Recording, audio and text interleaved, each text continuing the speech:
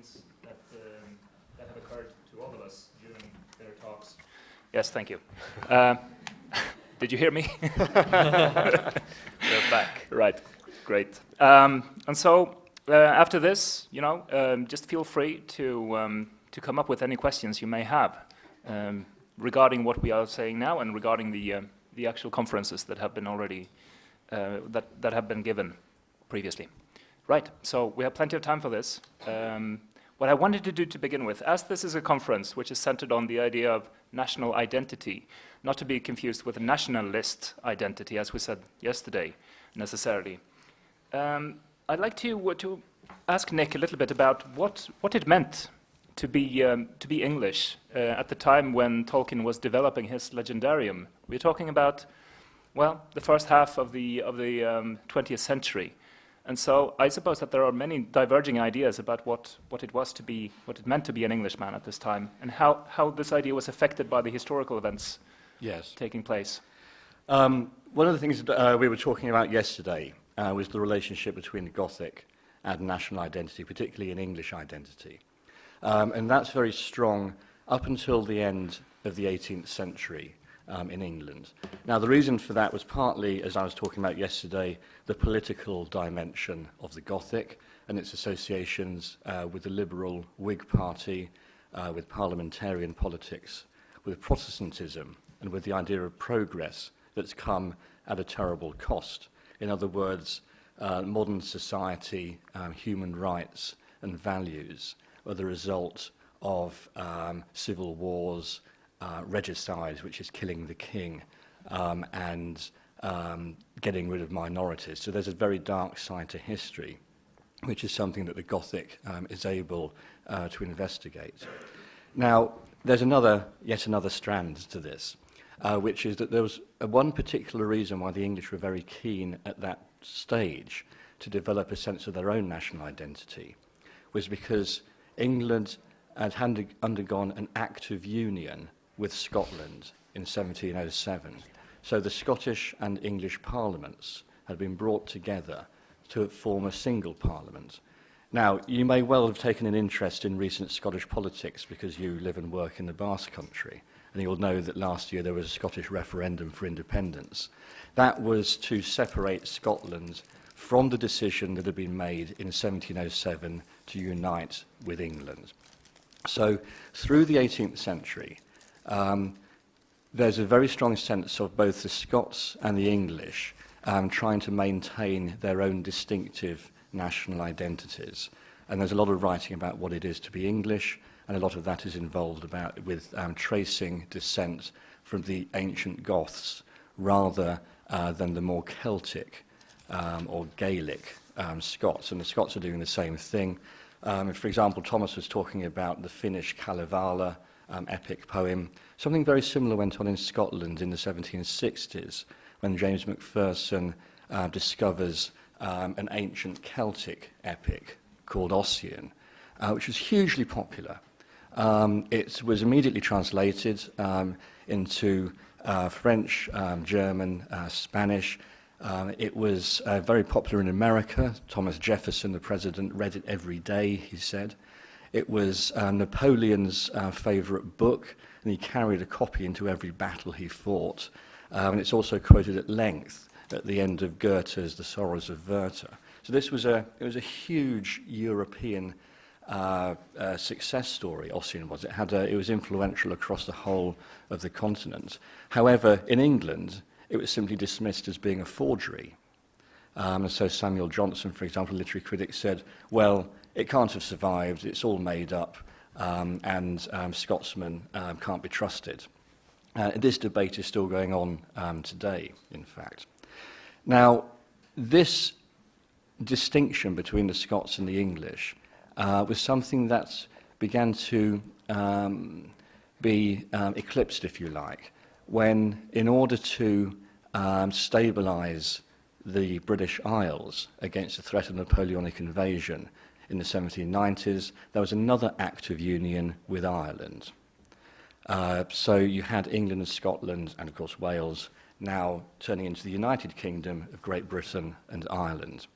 Now the consequence of that taken with the fact that Napoleon is defeated and the huge success of British imperialism in the 19th century, when British trade takes over a vast part of the globe, is that all of a sudden the emphasis is on being British rather than being English or Scottish or Welsh or Irish. And in fact, there are politicians and poets saying we are proud to be British. We don't think of our own particular national regional identity anymore. And that sense of Britishness actually gets confused very rapidly with a sense of Englishness. So Englishness and Britishness become what you would say synonyms. They become different words for the same thing. Now the Scots, because they've invented tartans, and the Welsh because they're interested in the ancient Druids, and the Irish because they've only recently been assimilated, managed to hang on to a sense of their own individual, distinctive national identities. But what it is to be English and what it is to be British is profoundly confused. Okay? So those words are being used interchangeably throughout the 19th century. And so the flag of the UK at the time, the Union Jack, is also called the flag of England by Scottish poets. So there's a fundamental confusion going on there. Now, this begins to break down at the end of the 19th century. So when Tolkien is born in 1892, this distinction is beginning to become queried and challenged. The reason for that is that Scottish and Welsh, and particularly Irish identity, is looking more seriously for independence. And so you have Irish, what's called home rule, which is a devolved government, as we've recently had in Scotland and Wales in the UK, having much more constitutional power. So once again, politics is very important in this, but I mean, I'm sure you'll appreciate that in terms of your own national and regional identifications. So these issues are very much brought to a head in, first of all, the First World War, 1914 to 18, when some basic confusions between British identity and particularly German identity, and the relationship between the royal families of Europe is seen to be very, very close, whereas in fact on the battlefield their troops are fighting each other. And so, as Thomas pointed out, there's an interest in what it is to be English now as opposed to simply British in writers after the First World War, such as E.M. Forster. You also see it in D.H. Lawrence. I don't know if has anybody read D.H. Lawrence? The great writer of landscape and nature fiction. D.H. Lawrence wrote a notorious book called Lady Chatterley's Lover, which is about the failure of English masculinity after the First World War, which is symbolized by this aristocratic gentleman who's been paralyzed and is now impotent. He's paralyzed on the battlefield, married to a young bride. So she takes as a lover the gamekeeper, in other words, the servant who looks after their country estate. And they have this very passionate and very sexual affair. The book was prosecuted and banned for many years. If you want to learn lots of really obscene English words, it's a very good book to read.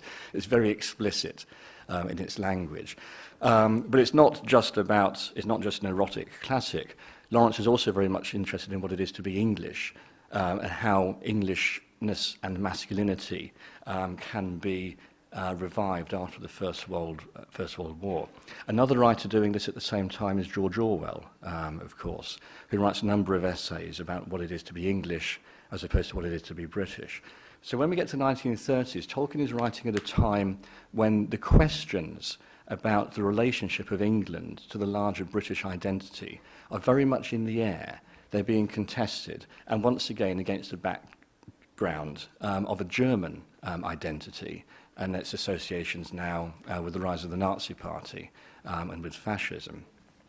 These contradictions become even more acute after the Second World War. So that's 1939 to 45. So that's the time when Tolkien is working hard on The Lord of the Rings, and his son Christopher is in the RAF. He's in his flying South Africa, I think. Now, throughout the Second World War, Winston Churchill, the Prime Minister, is very, very keen to talk about a united Britain. He hardly ever uses the word England. It's all about being British, about Great Britain, about the fact that we are unified against the Nazis and the fascists. And so the symbolism, if you like, of that period is very much about union. As soon as the Second World War ends, this rhetoric of a united Britishness then fundamentally collapses. And you get the resurgence of Scottish nationalism and Welsh nationalism. And also by that stage, Ireland has already become partially independent from the United Kingdom. So the whole notion of Britishness breaks down in 1945 and 1946, and you have these much more independent and self-determined Scottish, Welsh and Irish nationalities. At that point, the English realise that they've invested too much in what it is to be British. They put a lot of their own national identity, their institutions, their language into a broader sense of what it is to be British, and now this appears to be collapsing. And so English identity has really been in crisis since 1945, and the English confusion between what it is to be British and what it is to be English has pervaded politics as well as popular culture for decades, for many, many years. When England famously won the World Cup, famously in England anyway, in 1966, everybody was flying Union Jacks. And there were only one or two commentators who said, you know, the Union Jack is not the flag of England. The cross of St. George is the flag of England. Why aren't you flying that? And football is one of the areas in which it's actually come to a head. It's been very, very recent, for example, that English football supporters have started flying the cross of St. George rather than the Union Jack. And so that's the sense of national crisis and the profound questions about what it is to be English as opposed to what it is to be British are happening right at the time in which Tolkien is writing The Lord of the Rings. And he's very much ahead of the game in this. He's very much identifying those sorts of issues and those sorts of problems and realizing that England doesn't have its national epic. It doesn't have a secure and sustainable sense of what it is. So it doesn't have the Kalevala, it doesn't have a Mabinogion, which is the Welsh epic. It doesn't have the cycles of Irish epic, ancient epic, myth and legend. And so he's really trying to fill that vacuum, I think, with something which certainly draws very much on the past, but draws on alternative traditions, and also attempts, as we said yesterday, to resist the identification with Nazi Germany and the abuse of the northern tradition that's evident from that. Now, I think one of the reasons that Tolkien has lasted is because he identified those problems very early on and then wove them into his legendarium. And so it still speaks, particularly in England and consequently in North America, about these questions of national identity. So it's got a particular place. It's been the most popular book in English literature in the 20th century by a very long way. But what's interesting to me is then how it crosses borders, and it then has a global impact. Because the best thing about national identities is that they can be recognised and respected and identified with. For Tolkien, and we'll perhaps come on to this now, this was as much a matter to do with language, and it wasn't really a matter to do with race. It was therefore a way of actually bringing people together, bringing readerships together, that he could identify with the Old Norse. I mean, he didn't have any, Norse or Icelandic ancestry, but he could identify with the values of Old Norse, with Germanic, with the Middle Ages, even with French Romance as well. So it creates a much more sort of cosmopolitan and liberal way of appreciating, engaging, enjoying other people's cultures. And I think that's, I hope that's what we've seen with the success, particularly of Lord of the Rings, in the 60 years since it was first published. Okay, thanks very much, Nick, for that clarification on what it actually means to be to be English in this period, which was a confusing issue for many people, for Absolutely.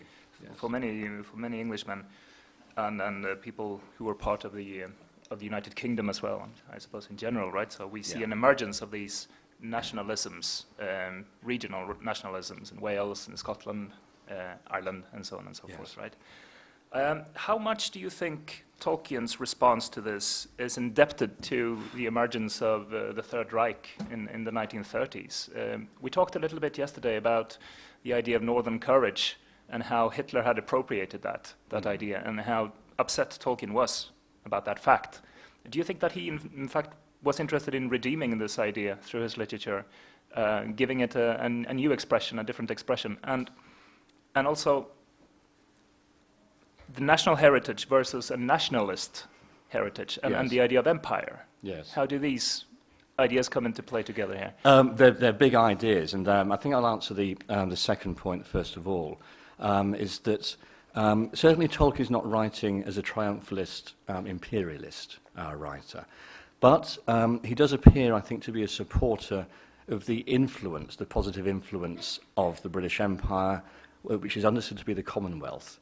In other words, bringing language, education, medicine, infrastructure to different parts of the world. And I think you can see this very clearly in The Lord of the Rings, in so far that it's a brotherhood or a union of different identities, different races, and we'll talk about that in a moment, each of which have different and distinctive qualities. And skills. So it's very much a Commonwealth, a British Commonwealth ideal. I think that the clearest point, the clearest moment of this is when Aragorn and with Merry and Legolas and Gimli meet the Woses. I don't know if you remember that, with Han Buri Han, who's this sort of small, sort of rather stunted sort of man who leads his own hill folk. And I think that Tolkien there is alluding to the Gurkhas, who are a Nepalese sort of identity, who fights actually with the British Army, still fight with the British Army today. So he's showing that there's a whole spectrum of different racial and ethnic identities that can actually come together in a combined way of dealing with the evil of Sauron. Now, I'll talk about races there, but in fact, to go back to your first point about the Third Reich, Tolkien is much less interested in race as a genetic identity, as having physical characteristics, as he is interested in language. He's much more interested in language. Language, he says, he's interested in people, but he's interested not in their racial derivation, but in the languages that they speak. And he talks about this in his lecture on English and Welsh.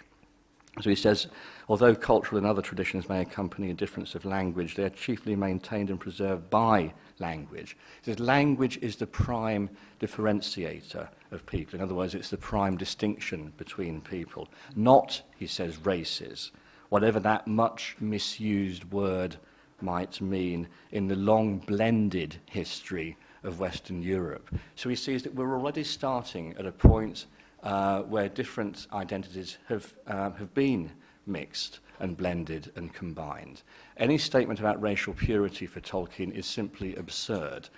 It can't have lasted for more than a generation or two. It's an evil fantasy, in other words. What's important is how people culturally and crucially linguistically identify themselves, and that gives them access to heritage and to values and to a much broader human community, and therefore to a future. Yes, more comments on this? Yeah. Yes? Maybe just two comments on probably maybe some of you also know Rudyard Kipling's Book of Books Hill. It's a kind of collection. Well, it has a frame narrative about two children meeting this kind of Puck, it's a kind of Tom Bombadil figure. Well, Puck, this is kind of the spirit of the landscape. And they have then visions of the history of England or Britain. And so there it becomes clear that those people who live and who actually live in the land and who accept the land, they become then some kind of married to the land, and it doesn't matter where they come from. And they become then, so to speak, the natives. Yeah. Until the next one comes in and is assimilated. But you have to accept the land. And the ritual is the seizing of the land. So really, you are given a piece of earth. And when you take it, you take on kind of responsibility for it. It's a very hobbitish thing. And interestingly, I think also for the hobbits, Tolkien, or at least via the mouth of Ingold Gildorion, says, you know, you haven't always been in the Shire. You were immigrants once too. And there will be new immigrants maybe. I mean, Aragorn then kind of tries to at least protect them for a while. But there too, that the typical, what we think has always been there, Tolkien opens up this window and says, no, there was a beginning and there will probably be an end to that too. Yes. And Yes. that chimes in very much with this, Yes. what you were... Yes, elaborating. those different cultural groups do migrate, they do move around, and in doing so they change because of, as you say, different landscapes, and because their language develops. I mean, Tolkien is very interested in how language can develop, not only in his scholarship, but he proposes linguistic change within the Lord of the Rings and within the Middle-earth legendary more generally. So, when Merry arrives in Rohan, he's called a Holbitla, which is clearly the derivation through what you're talking about with Grimm's Law, of what the hobbits call themselves. So Tolkien's interested in that linguistic mutation or change, even within his own stories. And it's those sorts of like little hints that show, I think that they really deepen the texture of what he's doing and allow readers to really immerse themselves in the imagined world. Just have actually a question. What always puzzled me, if we talk about language and identity, it's said that when the hobbits immigrated into the Shire, they had their own language, which was akin to the language of Rohan, to the riders of Rohan, because originally they lived in close proximity somewhere on the upper reaches of the Anduin. And then they migrated down into the Shire. And then they gave up their own language and accepted the common language. And this has always puzzled me. And I haven't found yet an answer to that. So that if we say community is to some extent defined by the language they speak, so the hobbits give up their identity actually. They change, I mean, I think you're right, they change their identity, but isn't there a parallel in the language before and after the Norman invasion in England? In other words, Tolkien is very interested in how far Anglo-Saxons survived before it was overtaken by the Norman French-inspired Middle English. That's one of the reasons why he's so interested in the poems of the Gawain poet, Sir Gawain in the Green Knight, Pearl, Patience and Clennis, and also why he tries to identify a West Mercian dialect, which I think is in the Ancrena Ruler, isn't it? And the Ancrena Wissa. And so he's interested in, were there any survivals of Anglo-Saxon after the Norman invasion? Why isn't Chaucer writing in a development of Anglo-Saxon rather than his Middle English? So I suppose that I would sort of compare the hobbits with that, really, that those linguistic changes can happen very rapidly and radically, although there will be pockets in which the older language survives. In fact, Gothic as a language survives in a tiny community in Eastern Europe up until the end of the 16th century. The Crimean Gothic. Yeah, the Crimean Gothic, which is absolutely extraordinary to think that there'd been that survival for so many centuries. So you can get these. I mean, it's rather like theories, biological theories of evolution. The Galapagos Islands. You can get areas that are cut off that don't evolve in the same way because they're away from the mainstream. And sort of Tolkien's interested in that linguistic diversity, I think. Okay, any other comment here? No? Okay, so on this issue here, English identity at this period of time and how it's related to, well, the breakdown of ideas about empire as well, and the internal upheavals on the British Islands leading to different nationalisms. Do you have any questions on this issue? Anyone here in the audience? How this is expressed in Tolkien's work or other implications? The few survivors. Yeah. Or if I could ask you a question, I mean, it's very interesting to me how you, as readers here in Spain, in the Basque Country, relate to the Shire, which Tolkien, very deliberately portrays, as Thomas said, as an English village in about 1901. So, do you identify with it, or do you see it as being typically English and something that you can appreciate, but you don't? You're going to be reading it in the same way that you might read Downton Abbey, for example, or Jane Austen. So, in other words, how close do you feel to that environment? How close do you feel to the hobbits?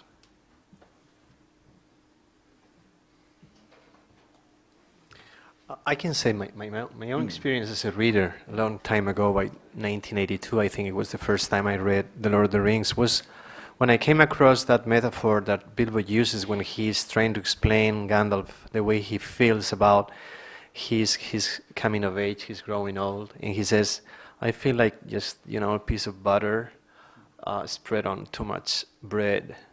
¿Os acordáis? Me siento como mantequilla untada sobre demasiado pan.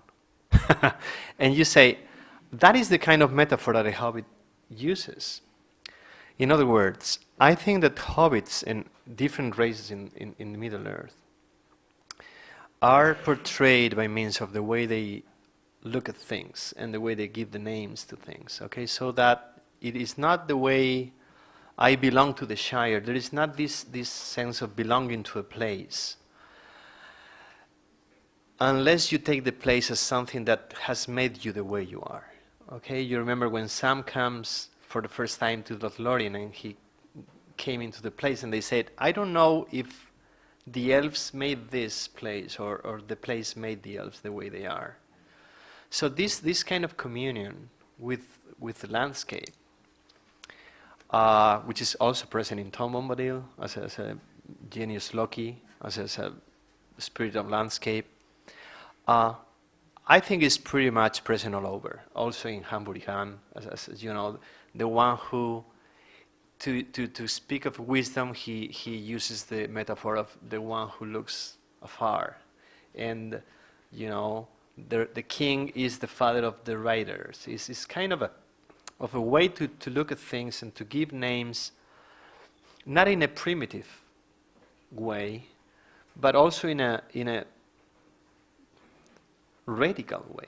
Yeah, he goes to the roots of things, and he puts in the words in the mouth of each one of the characters the way they look at things and the way they name reality from their own point of view. So, for example, when Bilbo says, "Es un bolsón, no un zopenco ciñatiesa de casadura," you remember that?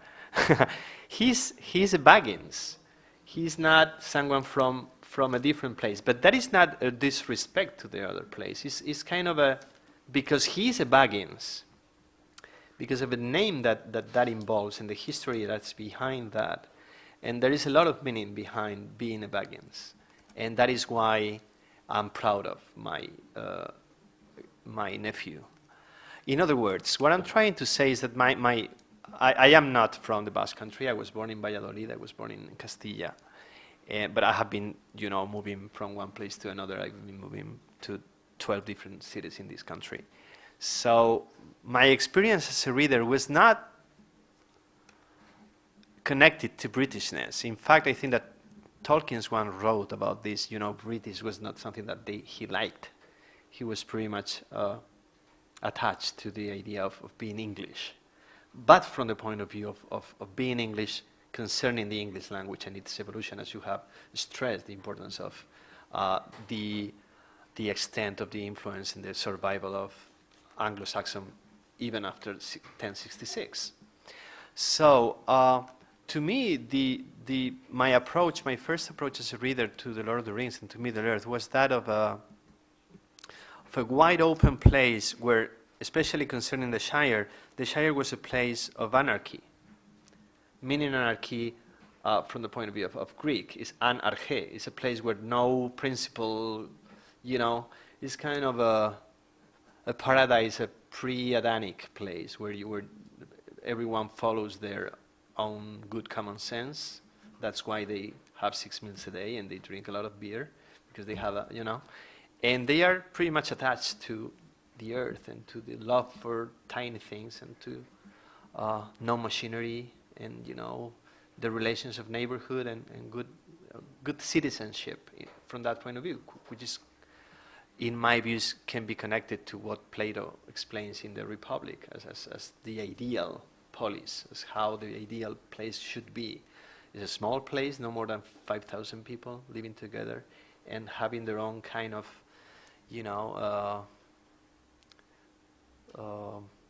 they have a mayor, they have a city hall, and that's all. And they have a, the jefe de correos, the postman. They have the sheriffs as well, who are supposed to keep order. And they have divided the Shire in four farthings, and that's that. I mean, they are, to me, Tolkien's vision on what to be English was previous even to the Edwardian times. I mean, he was longing for something previous to that, maybe to his childhood, when he was living in Sarehole and the surroundings of Birmingham, and trying to imagine and recover. I think that we cannot lose, when criticizing and analyzing a text, even a mythology, we shouldn't miss the point, which is that he was a person, which is quite obvious, but at times, when we study a lot of things, we maybe miss the point, which is that he was an orphan. He had a happy childhood, but only for a few years. And in a way, this is not a Freudian or kind of interpretation, but I think that he spent his whole life trying to recover that, in a way, trying to recover the feelings that are pretty much attached to walking in the woods or playing with his brother up in the hills. And yes, well, I think that you're right. I think that, but anybody who served on the front line of the First World War, as Tolkien did at the Battle of the Somme, is going to be permanently affected by that, and then returning to a country that is simply not the same and can never be the same again. That there's been an irrevocable change, and the past can never be recaptured, I think is certainly strongly colours his work.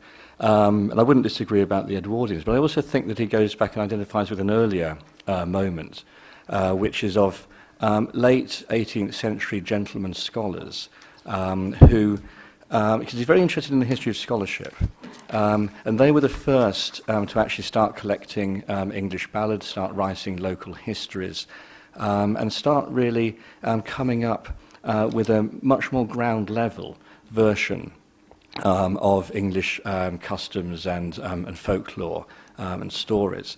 And I think that certainly while the Hobbits are seen as being possibly Edwardian, they also have that late 18th century antiquarian aesthetic. They like collecting things. They wear waistcoats. They carry pocket watches. They have barometers in their houses. They have all the paraphernalia of that late 18th century polite society, and that's just at the moment, as I say, when scholarship and national identity were coming together. Scholarship was being seen as a way of forging or excavating what it meant to be part of a particular land, part of a landscape, and that's sort of blossoming is something which I do think influences Tolkien at that particular time. So, in that sense, you can see the Hobbits as 18th century historians, as much as they are sort of Edwardian, sort of society people. Mm-hmm. Thank you. Maybe just to add a point to your argument that scholarship was important for the nation building or the identity of a nation. When there was the Prussian-Danish War over Schleswig or Schleswig-Holstein in the 1860s, something like that, England was on the side of Denmark versus the Germans, the Prussians. And this had reverberations even in linguistics or philology. Now, suddenly, the English philologists, the English linguists, they tried to prove that English, which is definitely a West Germanic language, together with German, which is also a West Germanic language, is not a West Germanic language, but actually a North Germanic language. So you see that kind of politics suddenly spills over into scholarship, and scholarship suddenly finds itself in the round of politics. And I mean, suddenly the Brother Grimms found themselves in opposition to other kind of colleagues. Otherwise, they wouldn't be in opposition. But the politics here, nation building, Yes. becomes very important with scholarship. Yes, yes. And in fact, nation building then does enlist a whole range of different activities, whether that's building museums and libraries and coming up with curriculum for state education, or whether it's writing epic poetry or indeed epic prose.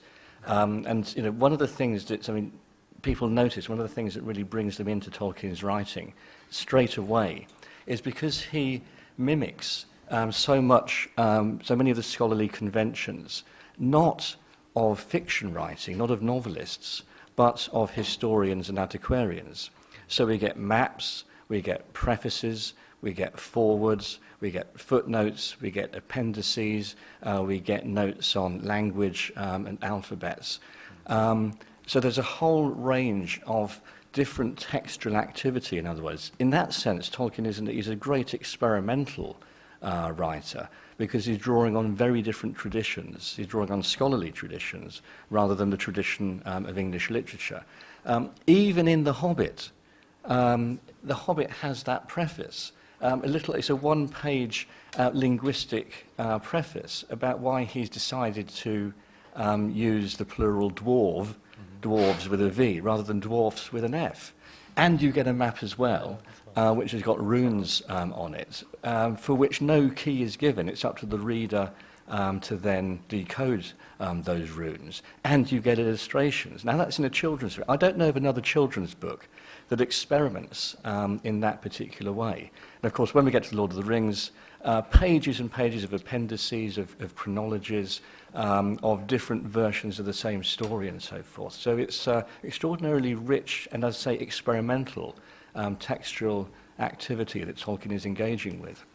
And certainly when I was a teenager, but as I got drawn into this world, I learnt the Elvish alphabet, so I could translate all the Elvish on the title page of the book.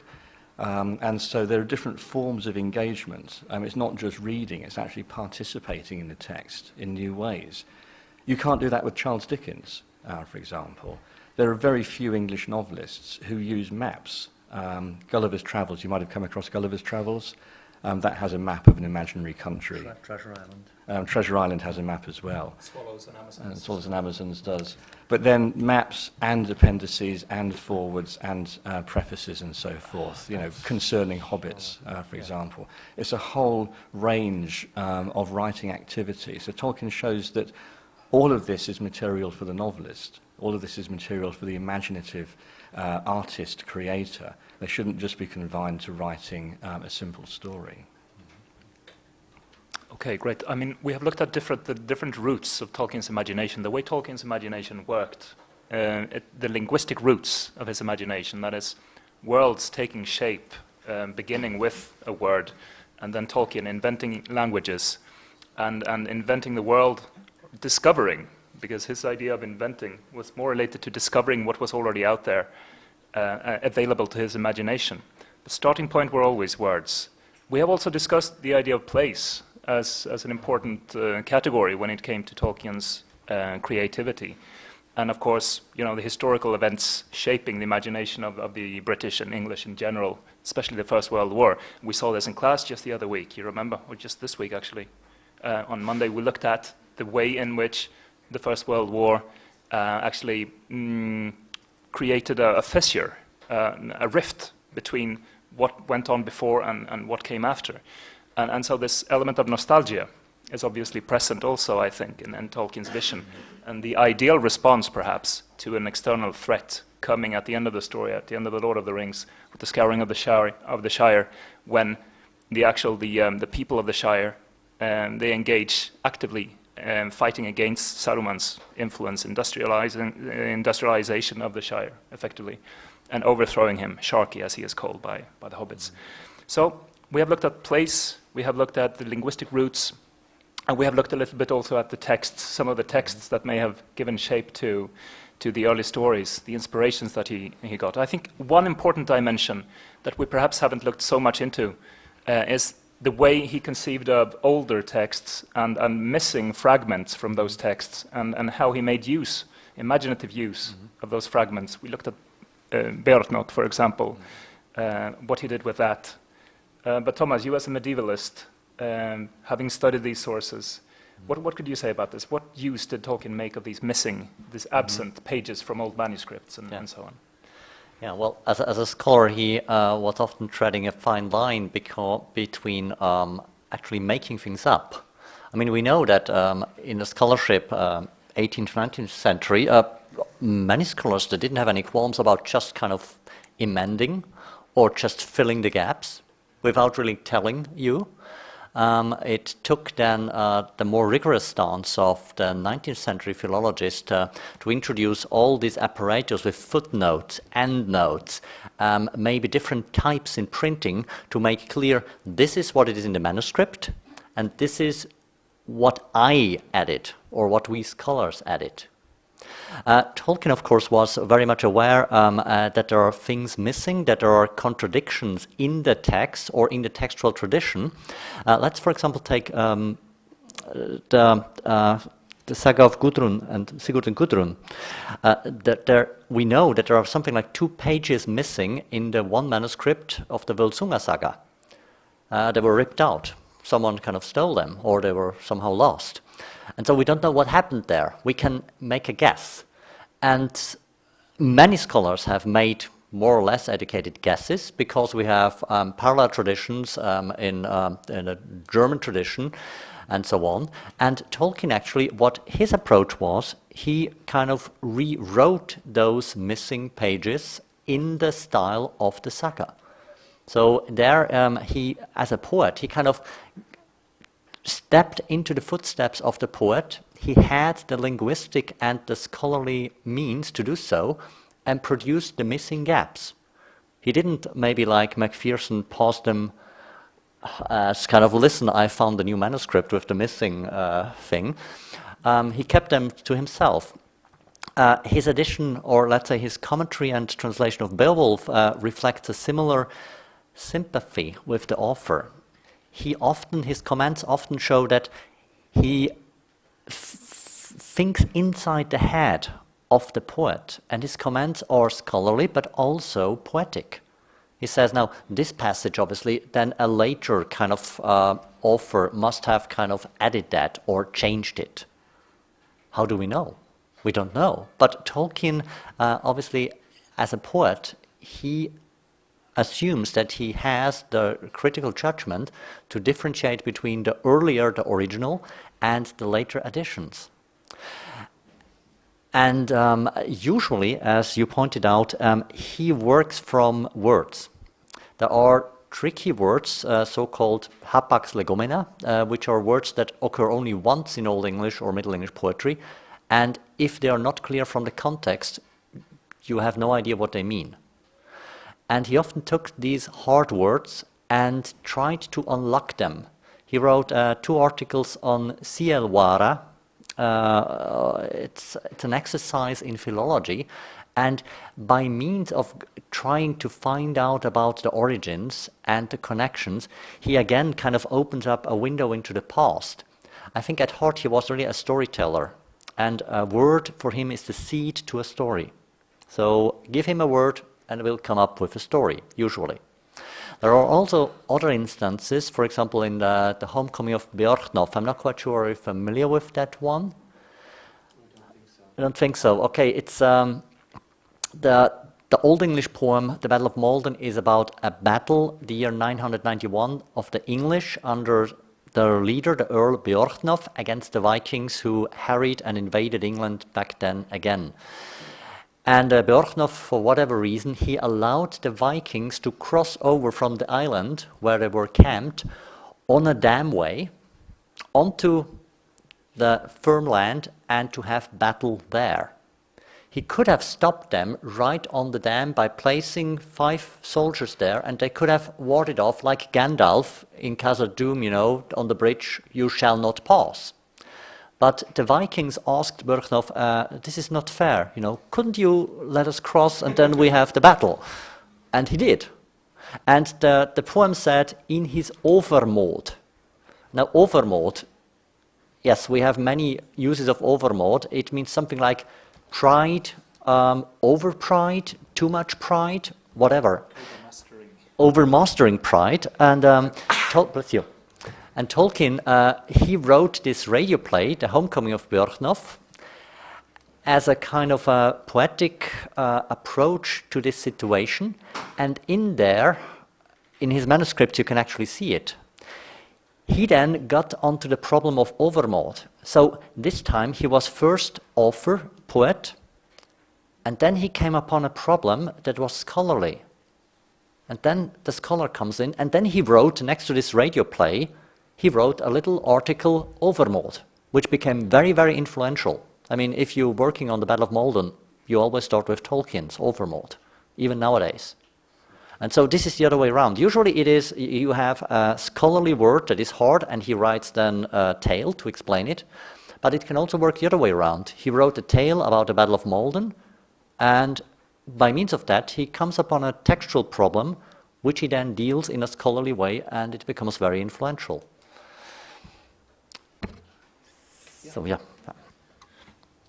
Does anyone else want to carry on with the conversation here with us? Nick?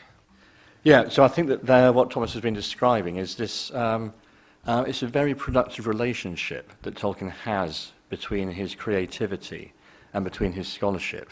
So that the two are mutually dependent. They feed off one another.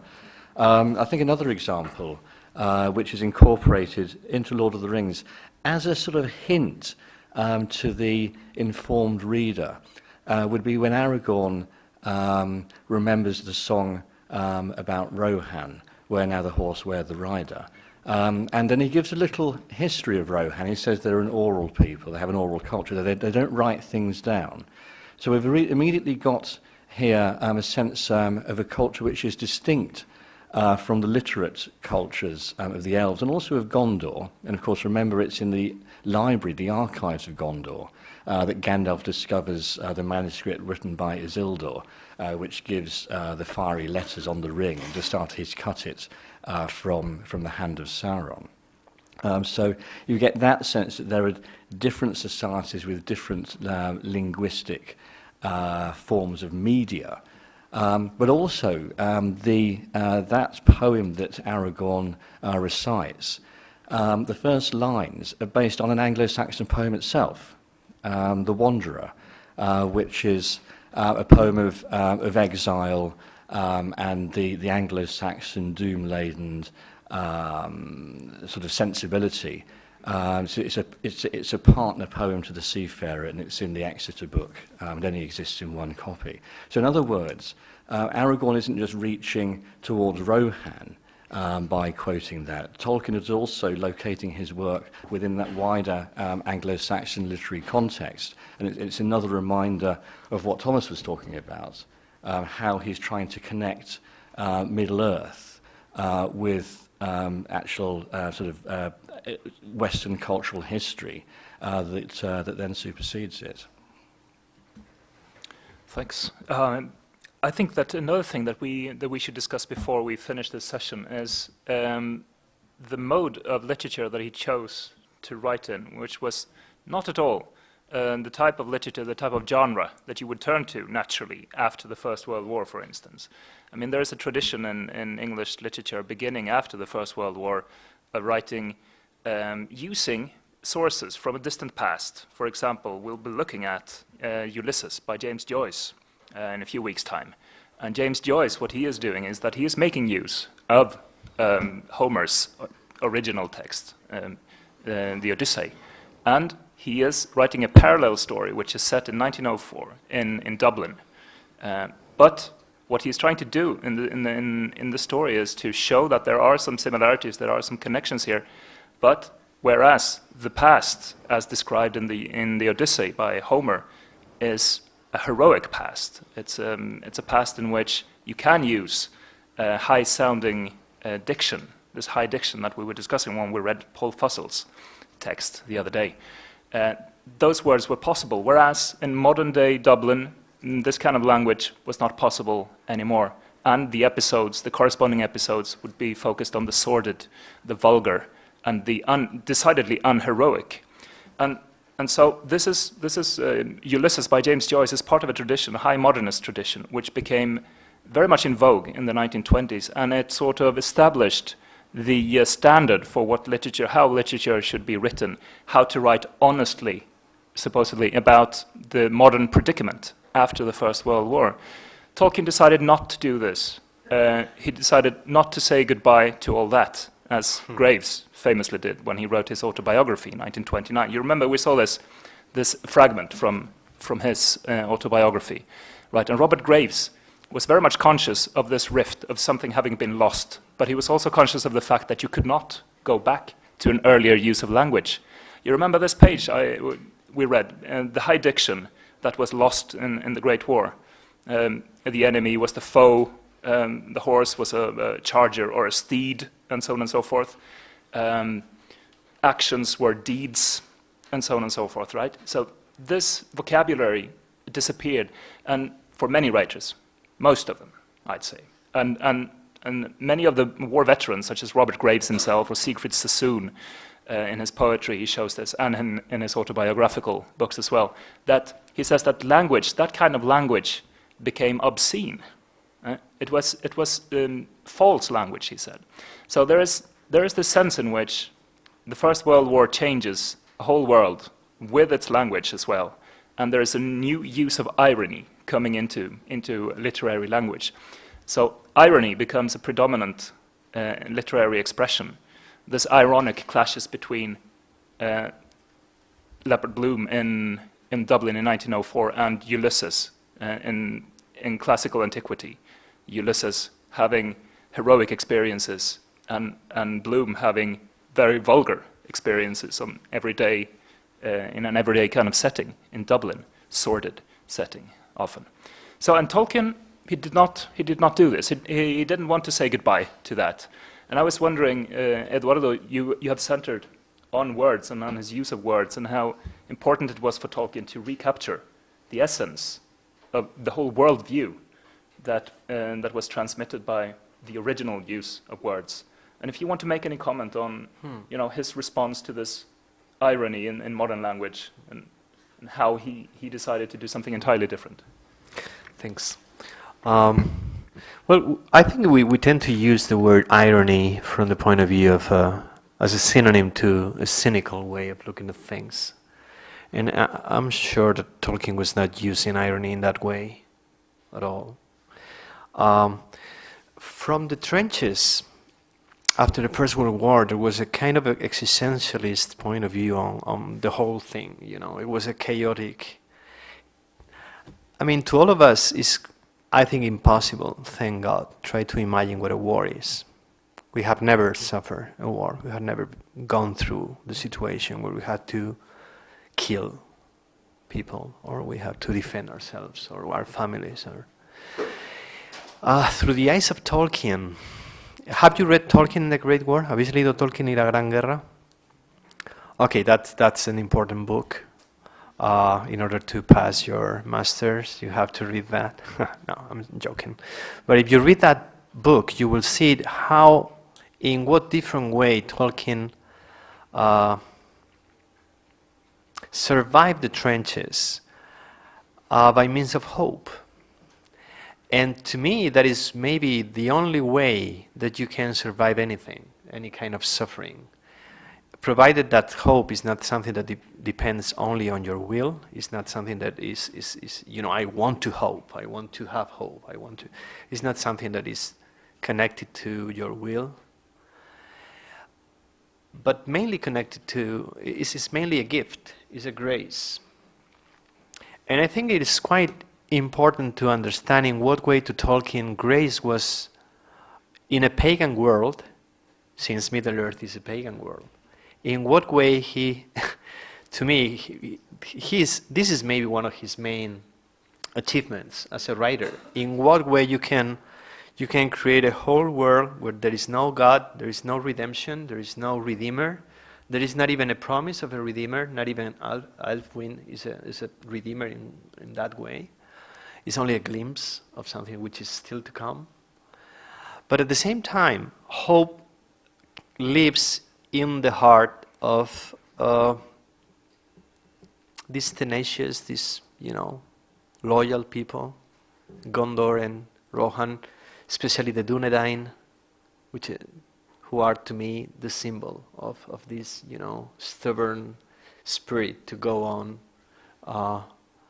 not even claiming for what is yours, but expecting and hoping for your time to come. Actually, you know that Aragorn's nickname is Estel, which means hope in Elvish. And that is why in the end the Lord of the Rings is the paradox in the Lord of the Rings, to me, can be embraced in this apparent opposition between hope and this fighting the long defeat, this kind of nostalgia that he felt from the old world and for the happiness of a childhood that he lost. But at the same time, he didn't become a cynical person. But I wanted to add something. Are you familiar with the character of Treebeard, Barbol? I'm sure you are, I thought. These shepherds of trees, to me, Treebeard is Tolkien in the book. He's a philologist. If you remember when he meets Pippin and Merry for the first time, you remember that Pippin says, "What's your name?" You remember that? Cuando Pippin pregunta a Barbol, ¿cómo te llamas? In quite a hobbitish way, what's your name? I am Pippin. This is Merry. And if you remember the text, Treebeard is looking at them in a quiet, silent, and in this kind of a contemplative mood. And he answers to that question, to tell you my name. In order to tell you what's my name, I have to tell you a story. Because my name is always growing. It's like a story. It's like something. When you meet someone or you fall in love with someone, you have to tell that person your whole story until that moment. That is your name in a way. It is not, hello, I'm Eduardo. In order to understand who Eduardo is or who Martin is or who Thomas or Chris, each one of us, we have a story behind us. We have a story in our eyes. You remember that Pippin tried to explain the impression that he had when he looked into Treebeard's eyes. And it was kind of era como un pozo lleno de recuerdos. It was not an animatronic. You cannot explain how Treebeard is in a movie. It is impossible because you are missing the point. And when Treebeard says, let's go to my house, I'm going to show you my home, and we have to leave this, how you call it, and he says, this hill, shelf, step, les propone tres palabras para decir colina. And it is Pippin who says, this is a hill. And Treebeard's reaction is, I don't think hill is the right word to explain something or to call something that has been here for so long. So again, we go back to what I tried to explain this morning, that there was a pre-metaphoric moment in the history of humankind where we should have been able to call reality, to say something, to speak the right word, and to find, in a way, not a metaphor, but the true name, which is something that you can find when you read Borges. I was talking to someone who was working on Hispanic philology. When you read Borges, one of his main concerns is about the names, and in what way you can grasp beauty by giving names to things. I think that's also present in Tolkien. In Tolkien's view, the only way to recover the full meaning of the world, especially after the Great War, was to go back to the invention, from Latin invenire, which means to find. In order to find the cosmos, which means in Greek the order of the world, after the chaos of the war, the only way was to invent a whole world based upon languages, based upon the meaning of the words, and the way these words interlace with other words in order to create a feasible world, a world that you can believe in. Not as Coleridge tried to explain when he says that a good writer is supposed to be a craftsman who can create a world to make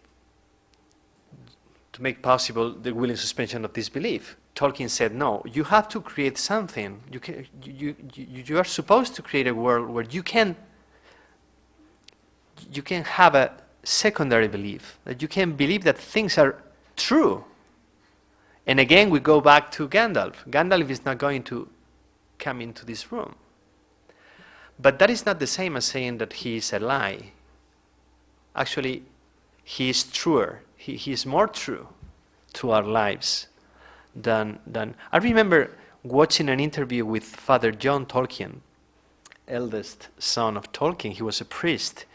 And by 1992, he said that when he was a kid, hobbits were so real to him because he was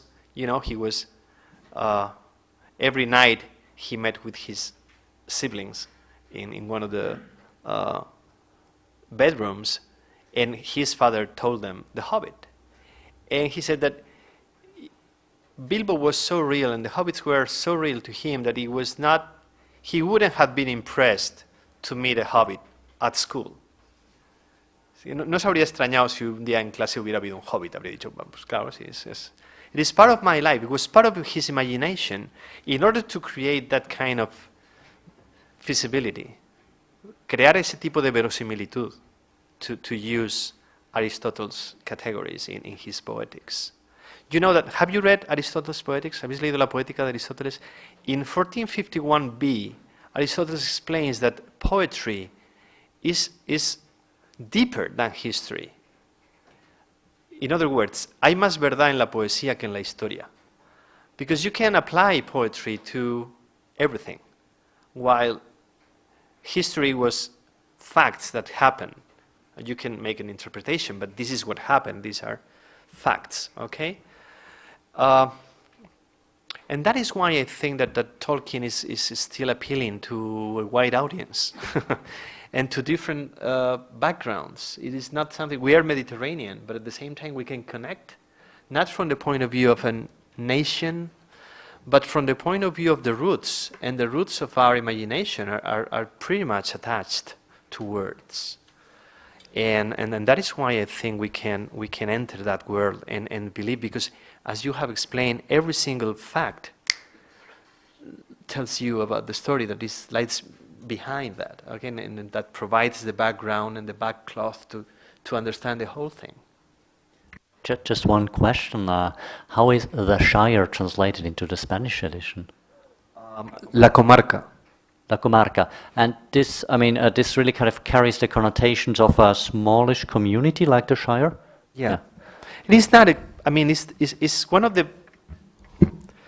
difficult words to translate. Yeah. To me, the Spanish translation together with the Italian are the best translations. Okay. Obviously, but Shire is more. Well, it's it's an old it kind of. It provides the sense of a administrative. Small it's small, yeah. And maybe the German translation problem, the equivalent to the Shire in German, and Tolkien commented on this, would be der Gau. Now, der Gau was what was used by the Nazis for their administrative units. And so, of course, you cannot translate the Shire with der Gau. It's the completely wrong associations, Hitler also poisoned the well, so to speak, definitely. So we have something called das Auenland, which means the meadow land. which works kind of for connotations, okay, but philologically speaking, yeah, we had to take second choice, yeah. It's a final thing. Do you remember, I'm sorry, I'm bothering you with my, but I'm thinking of Treebeard. You remember when he looks for the first time to the hobbits, he realizes that he doesn't know them. And in order to create them, he has to compound a stanza for the hobbits. Do you remember? Tiene que componer una estrofa para que los hobbits queden incorporados al canto de la creación. So he speaks of everything, you know? It's kind of a St. Francis chant of creation. And then he which is quite an interesting point of view. There is a paper there, as Berlin Flieger told me once. He told me, there's a paper there. You have to write about that. In what way you, by creating a couple of verses or a stanza, you create hobbits. You say, okay, you are hobbits, and now in order to have you as something, as part of Middle-earth, I have to make a poem. Para que los hobbits pasen a existir para la historia, Bárbol tiene que componer una estrofa que incorpore a los hobbits a la historia de la Tierra Media. Do you understand? So in order to create them, we give names to things because we need how to understand reality. In order to understand the hobbits, Treebeard's mind, which is in my view Tolkien's mind as a philologist, he has to understand by creating a poem, understand by creating a stanza that can be true to reality, para ser justo con la realidad que tiene delante de los ojos. Tiene que medirla. You have to measure reality by means of poetry. That is why maybe Tom Shippey, and I think we all agree in this, that Tolkien was a poet. He was a very good poet, in my view. But that has been overlapped and you know, maybe at the same time overwhelmed by the rest of his mythology. But he was pretty much concerned about the value and the real, in what way by recovering the roots of the words and the etymology of the words in a diachronical outlook, we can recover the sense of the world. Solo mirando las palabras y lo que las palabras significan, recuperamos el sentido del mundo. Hay un pueblo en Zaragoza que se llama Pollo del Cid. Esto para los Cheli, el pollo del Cid sería pues que llegó el Cid, montó allí un pollo, ¿no? Pues no, el pollo del Cid means that something happened to this hero so that he had to rest for a while at that place. So Tolkien's reaction to that name should be, we have to write a story about that in order to explain why that village, that small town, is called El Pollo del Cid. So his reaction to words was, it was not, we normally say, una imagen vale más que mil palabras, ¿verdad? Tolkien's point of view is just the opposite. Yes, give me a word, as you have explained, and I will tell you a whole story to explain that name. How to explain strange as Brie news, no? Because es extraño como noticias de Brie. Why? Because Brie is in a crossroads.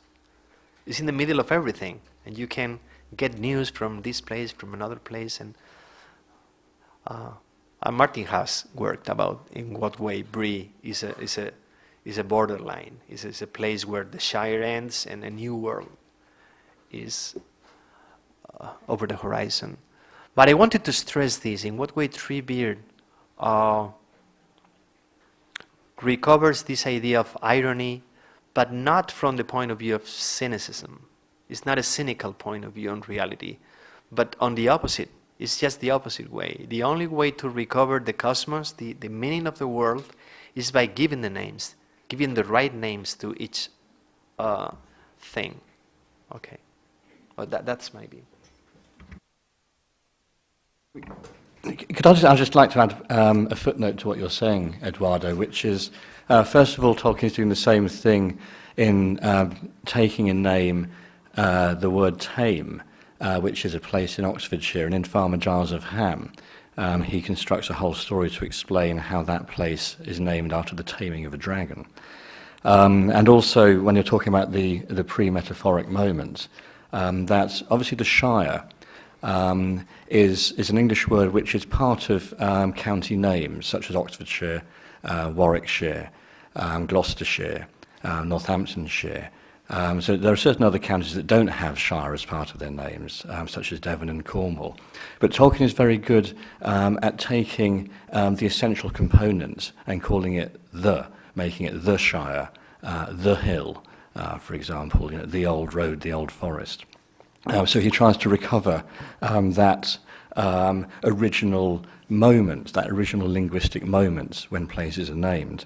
But if we just go back to Martin's question at the beginning, that I think you're absolutely right in that many writers after the First World War wanted to change the language, wanted to change the English language and the English literary language, because it was seen to be inappropriate, that the language before the war had been one of heroism, one of that was very sort of upright and tried to instill certain sort of values of courage and loyalty, which after the experience of the First World War, which was unthinkably dreadful, it was filthy, it was murderous, it was maiming. This was technological warfare on a completely new scale. That language of heroism was seen to be inappropriate. Now, this can be taken in different ways. One of the things that's very interesting, I think, about The Lord of the Rings in particular, is it's a book about a war, and lots of the actual experiences of being at the front are ones that Tolkien puts into that story. So Frodo and Sam being unable to find fresh water, for example, is an example of that. They're very interested in where their next meal is coming from, if they're going to get fed at all. And even things like sentry duty. It wasn't just the enemy who were trying to kill you. If you slept on sentry duty as part of the British Army, you would be summarily shot. So it was actually a capital offence. So when Pippin falls asleep, for example, when Sam falls asleep on sentry duty, there's a very dark undercurrent to that. However, Tolkien didn't think that the answer after the war was to purify the language. That was far too sort of hygienic. And you're really throwing away the whole history and heritage that's built up that heroic language. But he clearly thought that it needed to be renewed and refreshed in various ways. He's not the only writer who's doing this. David Jones is doing it in his epic poem, in parenthesis, which, like Tolkien, uses old British and English myths, in that case Arthurian myth, as a way of trying to explain the experience of the past few years. So for some poets, like Siegfried Sassoon, as you say, for Wilfred Owen, the response was to actually confront the horror of the trenches. For other writers, such as Tolkien and Jones and Lewis, who'd all served at the front, they couldn't confront it directly. They thought the most effective way was to actually think around that subject and present it in other ways. Now, Tolkien never got over the fact that he'd served in the First World War. Have any of you been to Oxford? At Oxford, there's the Eagle and Child pub, which is where the Inklings met and where they read their work in progress. So Tolkien went there with Lewis, for example, with various other Oxford academics and writers. Above the fireplace in Eagle and Child pub, you can go and see it. There's a memo of attendance from one of the meetings, and everybody who was present has written down their current academic position and the regiment that they fought in the First World War, or indeed the Second World War, because Christopher Tolkien's name is there as well. So this is nearly 30 years after the war, and they're still identifying themselves, not just through their career and their academic achievements, but through the fact that, Tolkien was in the Royal Signals and he fought with the Lancashire Fusiliers. So it's, they never got over that.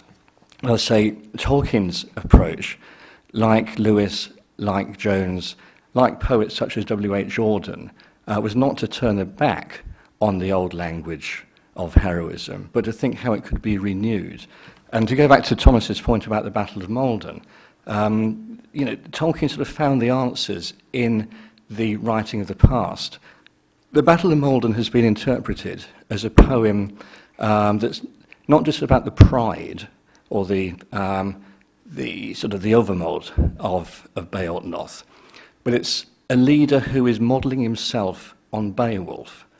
Now, Beowulf is a superhero. Beowulf can rip off Grendel's arm.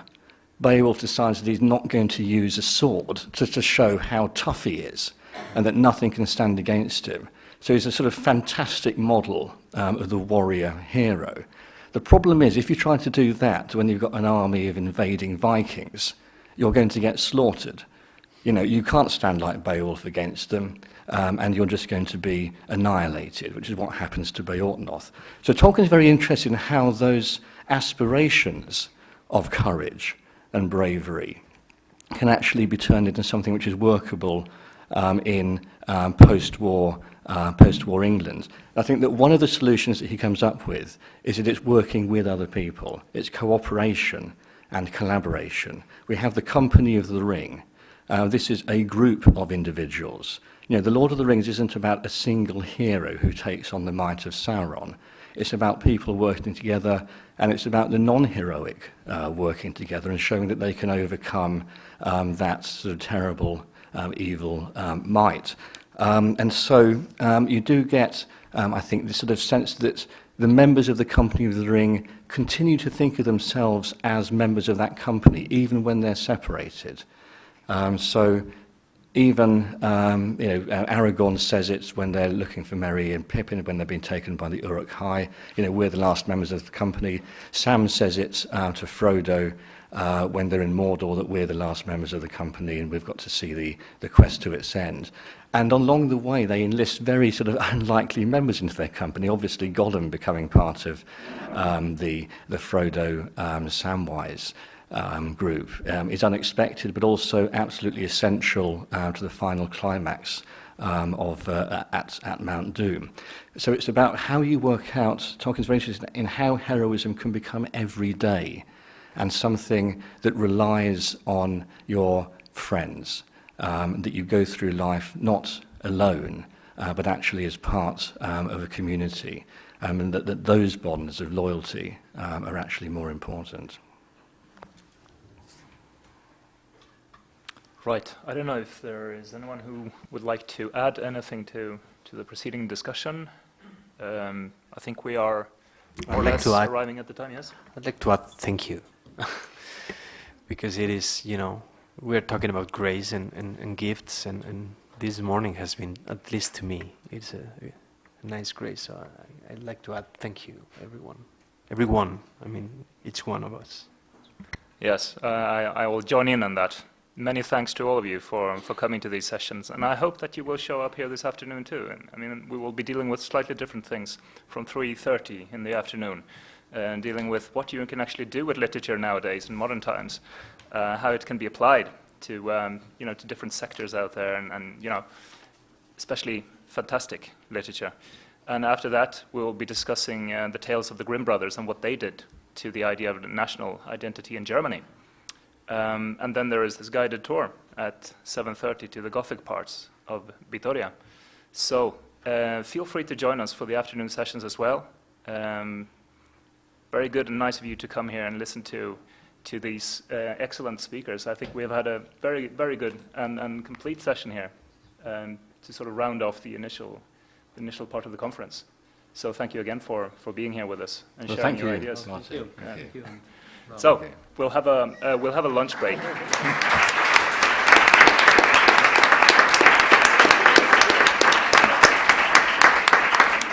Right. So we'll go on lunch, and we'll be back here at 3:30 in the afternoon again. Thank you for coming again.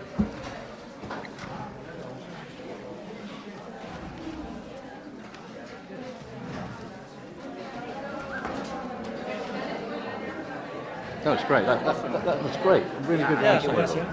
Well done.